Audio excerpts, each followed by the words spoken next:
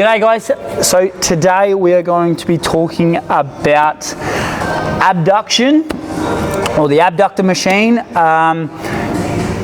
The difference between this or what abduction means is to take your body part away from the midline of your body. Adduction, so AD versus AB. Adduction is to add something closer to the midline of your body. Right, so why is that important to us? Well, when we execute this lift, because we are taking our legs out, it's a really underrated exercise for creating and developing your hip stability when it comes to other lifts such as squats, deadlifts, any leg movement exercise. So this is a very important piece of equipment that is very much overlooked.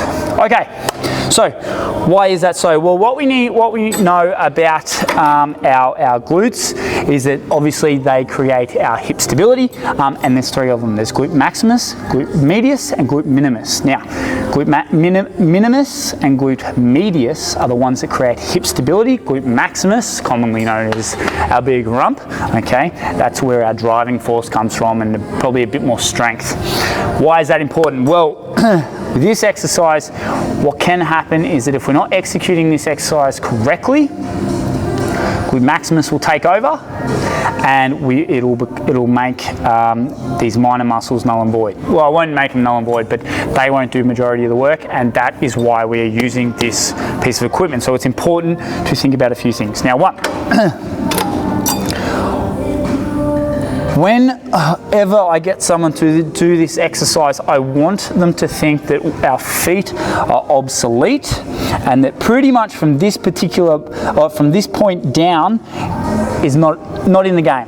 So what I want you to think about, and if you think about this when it comes to doing every leg exercise, I want you to drive your knees out. Well, that's where the driving force is going to come from. So we're actually going to push out through our knees. Now that might mean that we might bring our feet in, and that's the cue I use for most people, because when they do this exercise, they come out with their feet like this, and you can see that when I'm like this, or in this position, my knees are caving on the insides of our feet. Now what we know about our 3 points of contact pushing our knees out, if we push our knees out, we get more glute activation and hip stability.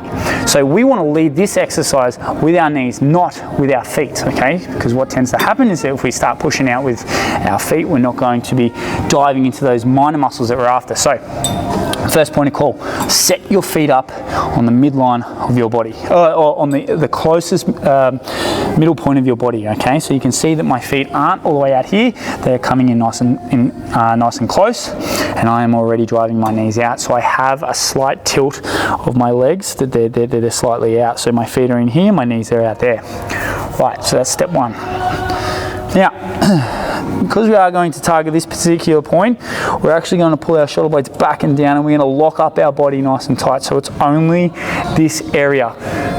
What we know about our minor muscles is that it's probably best to train them with actually a lighter load. And the reason why we're trying to train these with lighter loads is if we get too heavy and they exhaust out really quickly, then those major muscles are going to take over as a protection mechanism, okay? And that's what the major muscles are designed for. They're designed to do those big, heavy, explosive movements. These little muscles are the ones to do the finer 1, 2, 3, 4 type of movements, okay? So when we're executing this particular lift, we're trying to target those minor muscles, so I would suggest starting lighter and making sure that you're diving into the muscle. Now, how do we do that?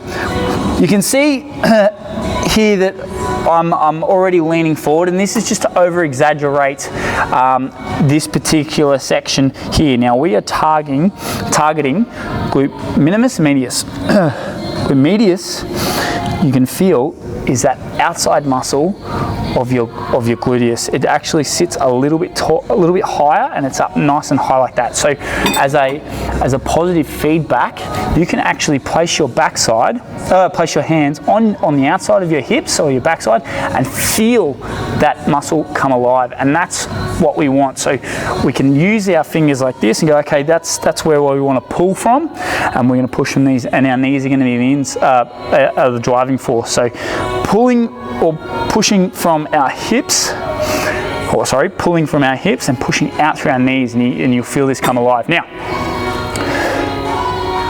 when we are doing this exercise, I actually suggest, in order to find that muscle, we're going to start really light and we're going to come out, we're going to hold. Okay, and you're going to feel this come alive. You might have a bit of tension to the middle of your adductors, and that is potentially a result of your adductors doing a great deal of the load and your glute minimus and medius not doing a great deal. So that tension or that tightness is potentially a result of weak adductors. Not adductors, abductors or your glute minimus, weak glutes. Okay, so when we first do this, we're going to pull our shoulder blades back and down. Now you have one or two options. You can either hold here, that's fine, or you can use your fingers as a feedback. Remember, our feet are going to be close into the midline. Our knees are going to be are going to be the driving force, and we're going to push out and hold. Okay.